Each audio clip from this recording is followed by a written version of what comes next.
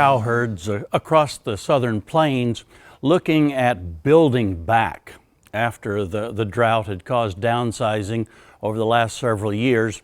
One of the key decisions that I think ranchers have to face is which time of year to have those cows calve. Do they want to have a spring calving operation or a fall calving operation, or perhaps in some cases both? When we look at the decisions as to whether to go spring or fall, there is no one right answer, but there's some pros and cons. One of the first things to consider, of course, is what your other duties are on the operation or perhaps off-farm jobs. When's the best time that you would have to be available to help cows or heifers during the calving season? That certainly would be one consideration that I would look at. Let's also consider what the weather is during the breeding season. We know that the extreme heat that we often have here in Oklahoma in the summertime has quite an impact on reproduction. And if we can avoid breeding cattle in the months of July and August, I think that's very much to our advantage. And so as we're looking at calving seasons, let's consider breeding either in May and June, or look at that fall calving where we have a breeding season in much cooler weather, November, December, and perhaps early January. During the calving season, what is the weather going to be? I think that's another key consideration. I really like fall calving for this reason. It's much more pleasant to calve cattle out in September and October when you have to get up in the night and go out and check those heifers. The weather is usually much more pleasant than it is in February and March. And we should be able to save a few more calves just because there's less weather stress on those baby calves when they're born.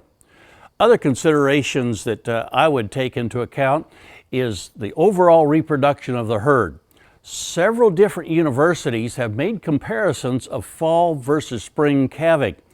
And in almost every case, the fall calvers have a little higher reproductive rate than do the spring calvers in the same environment. Why would that be?